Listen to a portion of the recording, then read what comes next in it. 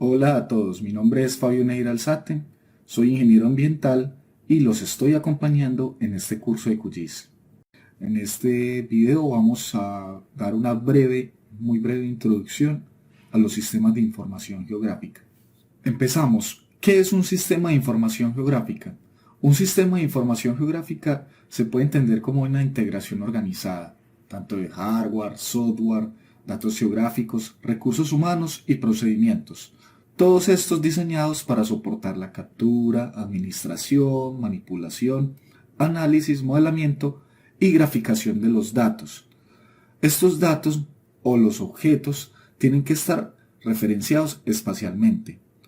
¿Para qué se utilizan los SIG? Los SIG se utilizan para resolver problemas complejos en el mundo real, por ejemplo, en la planeación y la administración. Ya sabiendo lo que es un sistema de información geográfico, vamos a pasar a cada uno de sus elementos. Por ejemplo, el hardware. El hardware está compuesto de las computadoras, escáneres, equipos de GPS, entre otros. Se recomienda que la computadora tenga gran capacidad de memoria, una buena memoria RAM y también una tarjeta de video. Esto debido a que se manejan archivos muy pesados, por ejemplo, imágenes satelitales. Tenemos el software. El software es el que nos provee las herramientas, las funciones o los elementos necesarios para almacenar, analizar, desplegar. Y como ejemplos tenemos el ArcGIS, el ENVI, el AutoCAD y el software que vamos a trabajar en este curso es el del QGIS. Ahora seguimos con los datos. Los datos son muy importantes debido a que con estos es que estamos representando la realidad. Estos están conformados por un conjunto de archivos, capas de información o coordenadas. En el componente de recursos humanos tenemos a las personas capacitadas que pueden operar, desarrollar, administrar y resolver problemas con la información que se les suministra o ya la información procesada. Por último tenemos los procedimientos. Los procedimientos son los pasos a seguir o la serie de órdenes que usted le da al software GIS para llegar a un fin o una tarea en específica. Tareas que desempeña un SIG. Entre las tareas que desempeña un SIG se destacan las siguientes: la entrada de datos, la manipulación, la administración, las búsquedas, los análisis tanto de proximidad como superposición. Como entrada de datos, como su nombre lo dice, es cuando ingresas los datos al sistema. Estos datos necesariamente tienen que estar georreferenciados y en un formato digital que lo reconozca el SIG. Estos datos los podemos obtener tanto de información primaria recolectados en campo con un GPS o de información secundaria con las entidades públicas o organizaciones que provean información. La manipulación consiste en la transformación o manipulación de los datos para que sean compatibles con un sistema determinado. Como ejemplo de manipulación de datos está la parte de la proyección, la reproyección, agregar los datos y la parte de la simbología o la generalización de escalas. La administración consiste en cómo vamos a almacenar, organizar y administrar los datos. Muchas veces, debido al gran volumen de los datos, se es preciso utilizar administradores de bases de datos. Con los sistemas de información geográfica también puedes hacer búsquedas. Las búsquedas consisten en que a partir de algunos datos o ya a partir de un análisis específico de criterios, tú puedes seleccionar los elementos dependiendo de su atributo. Por ejemplo, si yo quisiera saber dónde están los mejores sitios para urbanizar, cuál es el tipo de suelo predominante en un bosque determinado, si se va a construir o ampliar una vía, cómo será afectado el tráfico. Estos son algunos tipos de preguntas que se pueden resolver haciendo búsquedas. Tenemos los análisis. En estos es que se radica la fortaleza de los sistemas de información geográfica. También son llamados análisis espaciales o de geoprocesamiento. Los SIG modernos tienen poderosas herramientas analíticas y en especial dos muy importantes: los análisis de proximidad y los análisis de superposición. Por último tenemos las tareas de visualización. La parte de visualización en los SIG es fundamental ya que permite observar gráficamente los resultados o a medida que se vayan haciendo los análisis. Esto nos sirve también al momento de reproducir o querer compartir la información por medio de mapas o con un gráfico. ¿Qué preguntas puede responder un sistema de información geográfica? Hay varios tipos de preguntas. Están las de localización, las de condición, las de historia, tipos de preguntas de modelos y de simulación. Por ejemplo, las de localización responden preguntas ¿qué hay en un lugar en específico o coordenadas? De condición, ¿dónde se produce tal circunstancia, ya sea en un país o un lugar determinado? Historia, ¿qué cambios se han producido desde un momento determinado? Modelos, ¿qué modelos podría yo utilizar? Por ejemplo, los modelos de distribución de especies. Simulación, ¿qué pasaría si en este lugar yo deforesto o hago un impacto ambiental? Estas serían las preguntas que podría resolver un sistema de información geográfico. Los sistemas de información geográfica son muy integrales. ¿Qué quiere decir esto? Que tocan muchas áreas del conocimiento. Podremos tener ejemplos desde medio ambiente, agricultura, gobierno, hasta ejemplos en negocios y mercadeo. Esto hace de los sistemas de información geográfica una herramienta muy importante debido a esta interdisciplinariedad. Tecnologías relacionadas. En los sistemas de información geográfica hay unas tecnologías que están relacionadas a los SIG, los sistemas de cartografía de escritorio, por ejemplo, el Google Earth, sistemas de diseño asistido por computadora, el más famoso, el AutoCAD, sistemas de procesamiento de imágenes, puede ser Photoshop, a la hora ya de hacer un diseño de un mapa y finalizar. Y por último, sistemas manejadores de bases de datos relacionales. Entonces, por ejemplo, está el Workbench, está Heidi, está MariaDB, o está también SpatialLite. En los sistemas de información geográfica predominan dos tipos de formatos para representar el mundo real.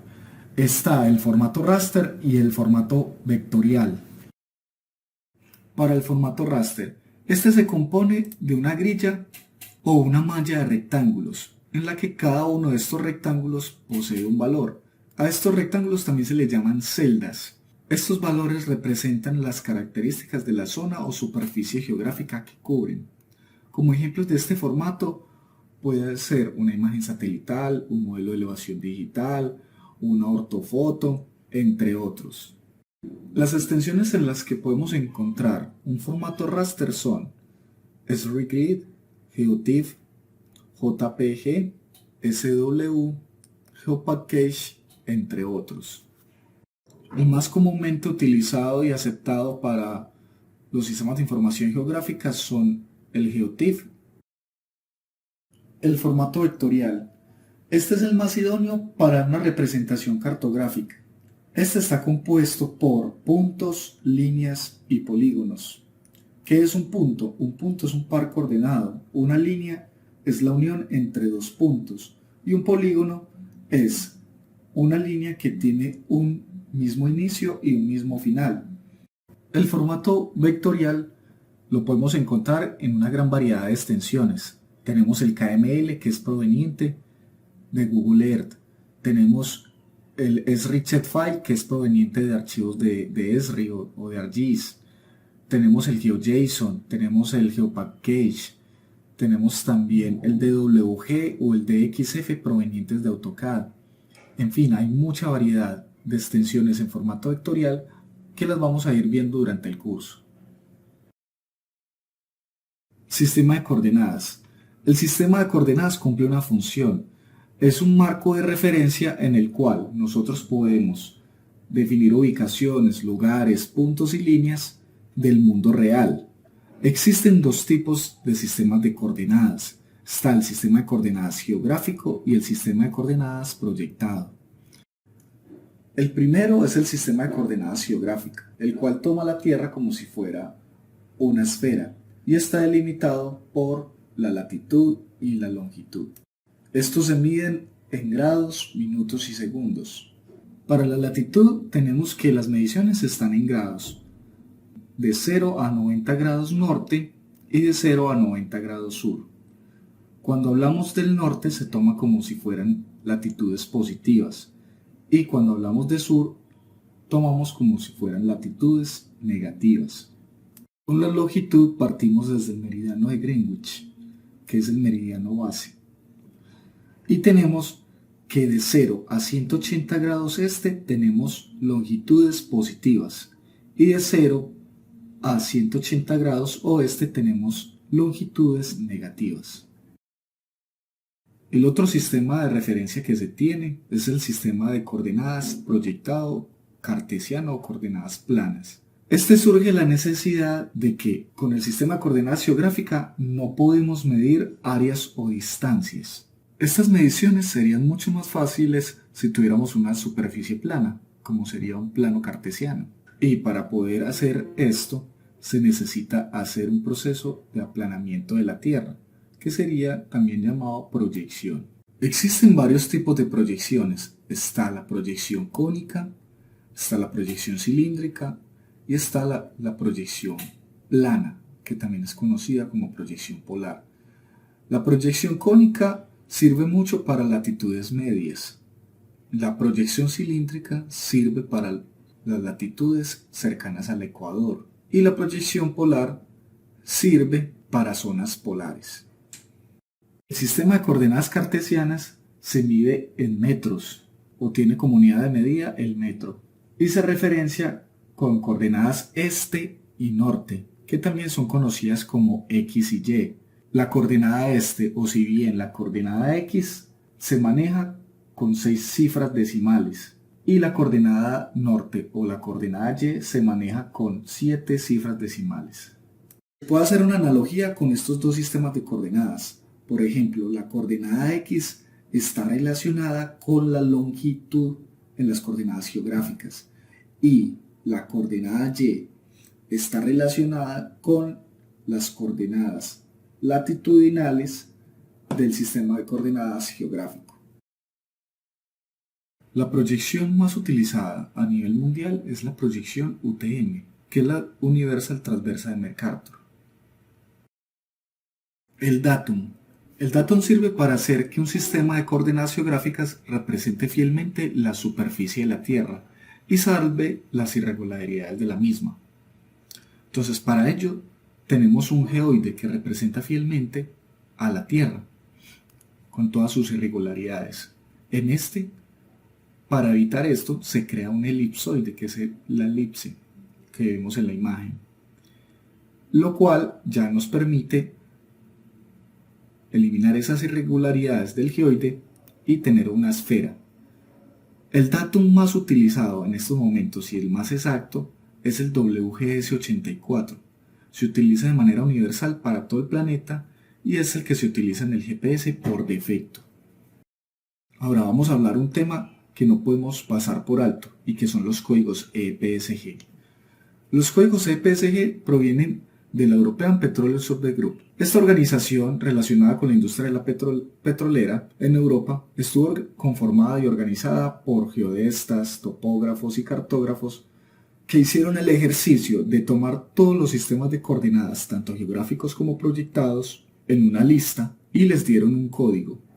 Estos códigos son aceptados por los sistemas de información geográfica como ArcGIS, QGIS, Global Mapper para indicar el sistema de coordenadas, así evitándonos memorizar un sistema de coordenadas. Ya lo que haríamos es buscarlo y encontrarlo. En ejercicios posteriores vamos a ver cómo funciona esto. Ahora, por último, el tema de la escala. No podemos irnos sin hablar del tema de la escala y que tiende la gente a confundirse muy fácilmente. La escala se describe en forma de razón, donde el antecedente, o sea el numerador, indica el valor del plano y el consecuente, o sea el denominador, el valor de la realidad. Los mapas generales están normalmente en escalas menores de 1 a 100.000.